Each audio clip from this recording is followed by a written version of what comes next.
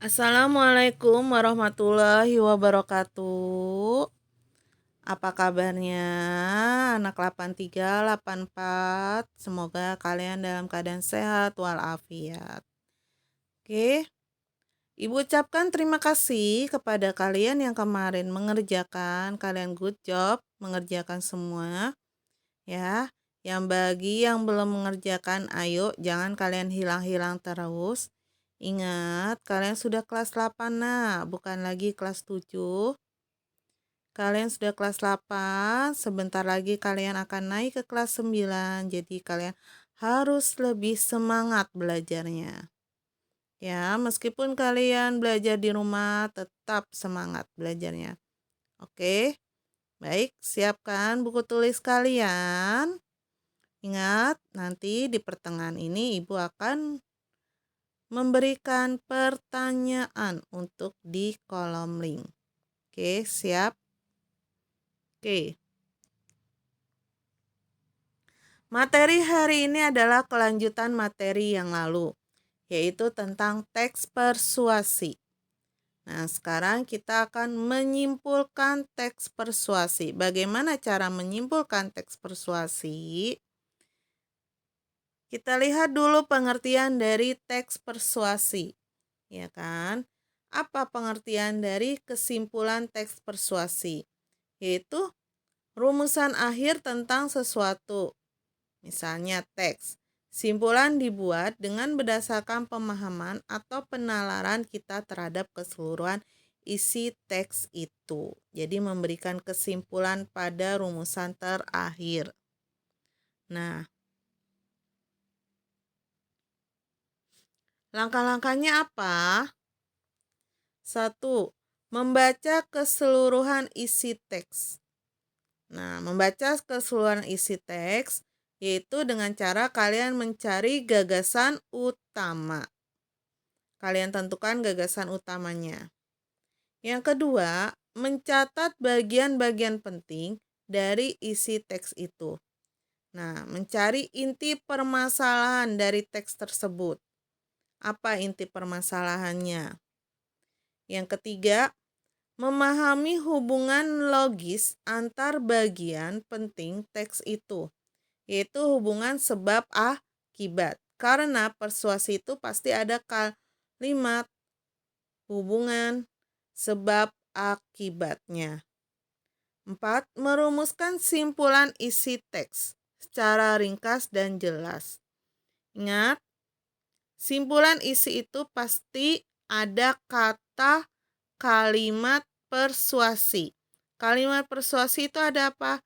Adalah kalimat ajakan. Seperti apa? Ada kata ayo, mari, laksanakan, atau menggunakan kata lah, ya kan?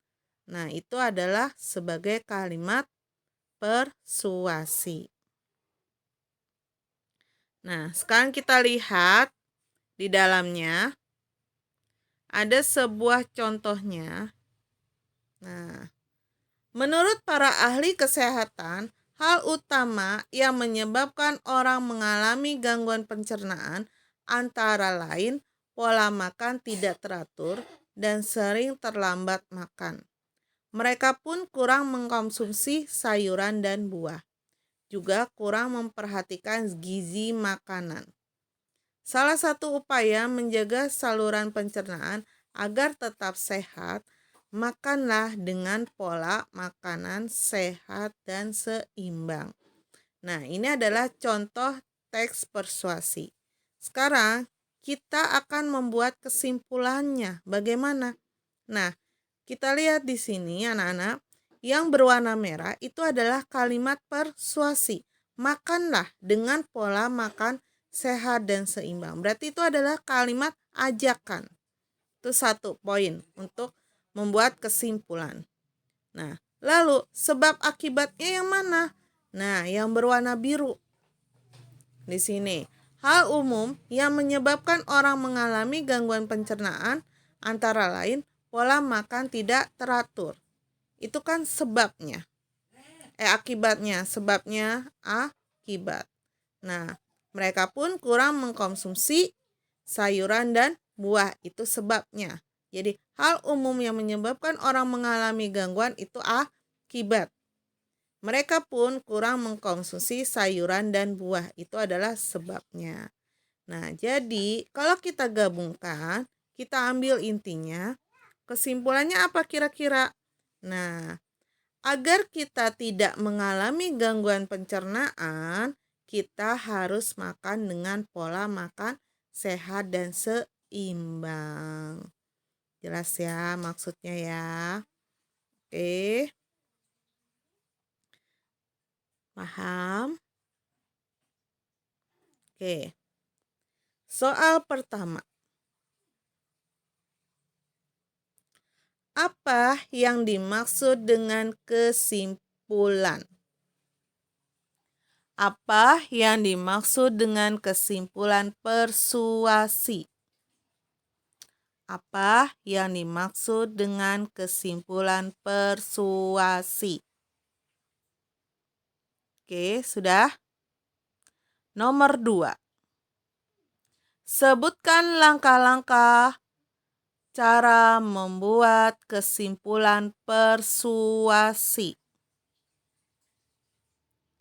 Sebutkan langkah-langkah membuat kesimpulan persuasi. Oke, Ibu ulangi lagi ya. Soal pertama adalah apa yang dimaksud dengan kesimpulan persuasi?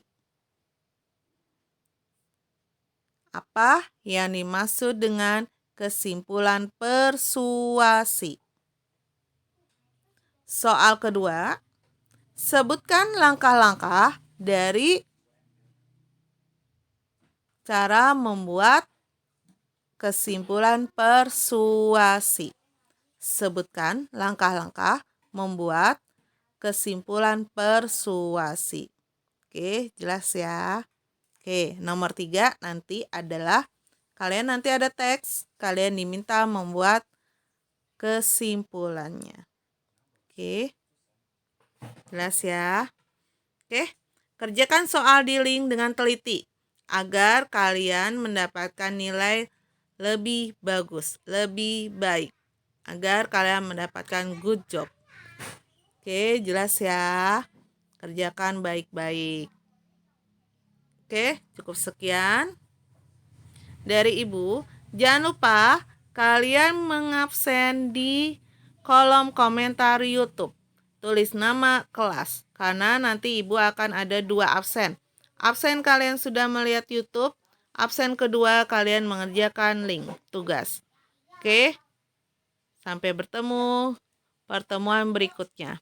Wassalamualaikum warahmatullahi wabarakatuh.